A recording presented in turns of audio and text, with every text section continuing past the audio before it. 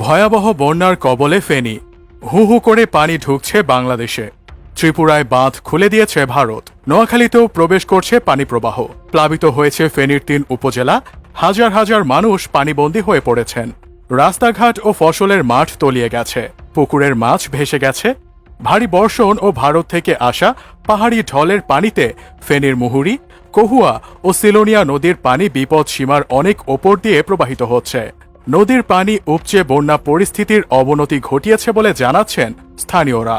পরশুরামে বন্যায় ভেসে গিয়ে নিখোঁজের খবরও শোনা যাচ্ছে। ফেনী পরশুরাম আঞ্চলিক সড়কে সব ধরনের যানবাহন চলাচল বন্ধ রয়েছে। কয়েকটি ডিঙি নৌকায় লোকজনকে উদ্ধার করে আশ্রয় কেন্দ্রে নেওয়া হলেও নৌকার পরিমাণ প্রয়োজনের তুলনায় নগণ্য। তাই বেশিরভাগ মানুষ এখনও পানিবন্দী। দুর্গতদের উদ্ধারে ফায়ার সার্ভিসের কর্মীরা কাজ করছেন। সহযোগিতায় নেমেছে সেনাবাহিনী ও কোস্টগার্ডও। এর আগে প্রবল বৃষ্টিতে ২ আগস্ট পরশুরামের মুহুরী নদীর বেড়িবাঁধের ১২টি স্থানে ভাঙনের সৃষ্টি হয়েছিল। এরপর গত ৩ দিনের ভারী বৃষ্টিতে মুহুরী নদীর বাঁধের ওপর দিয়ে পানি প্রবাহিত হয়ে ৩ উপজেলার ৯০% এলাকা ডুবে গেছে। দুর্গত এলাকায় বিদ্যুৎ নেই। অনেক ঘরে রান্না করাও সম্ভব হচ্ছে না। ফুলগাজী উপজেলার ৬টি ইউনিয়নের কয়েক হাজার মানুষ পানিবন্দী বলে জানান ফুলগাজী উপজেলা নির্বাহী কর্মকর্তা। বিজিবি এক বিবৃতিতে জানায়, গত দুদিনের ভারী বর্ষণে মুহুরী নদীর বাঁধ ভেঙে ফেনী জেলার পরশুরাম, ছাগলনাইয়া এবং ফুলগাজী উপজেলার প্রায় ৮০টি গ্রাম প্লাবিত হয়েছে। সীমান্তবর্তী গ্রামগুলোতে বিজিবি নৌকা ও ট্রলারের মাধ্যমে পানিবন্দী মানুষদের নিরাপদ আশ্রয়ে নিয়ে যাচ্ছে। পাশাপাশি উদ্ধারকৃতদের মাঝে বিশুদ্ধ পানি ও জরুরি শুকনো খাবার বিতরণ করছে।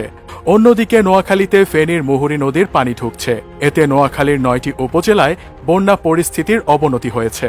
পানিবন্দী হয়েছেন প্রায় ২০ লাখ মানুষ। ব্রাহ্মণবাড়িয়ায় আখাউড়া স্থলবন্দরও তলিয়ে গেছে।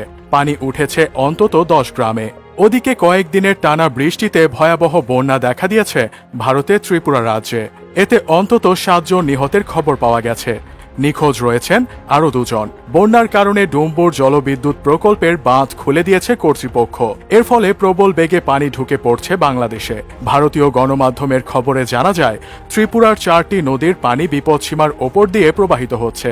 এতে অন্তত ৫,৬০০ পরিবার সে স্থান ত্যাগ করতে বাধ্য হয়েছে।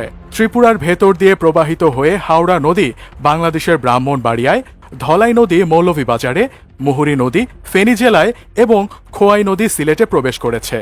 এছাড়া ত্রিপুরায় উৎপত্তি হওয়া গোমতী নদী ১৫০ কিলোমিটার অতিক্রম করে কুমিল্লা হয়ে বাংলাদেশে প্রবেশ করেছে। ফলে ডুম্বুর বাঁধের গেট খুলে দেয়ায় হু হু করে পানি ঢুকছে কুমিল্লা অঞ্চলে। ত্রিপুরার গণমাধ্যম থেকে জানা যায়, ১৯৯৩ সালের পর প্রথমবারের মতো ত্রিপুরার ডুম্বুর জলবিদ্যুৎ প্রকল্পের বাঁধ খুলে দিয়েছে কর্তৃপক্ষ।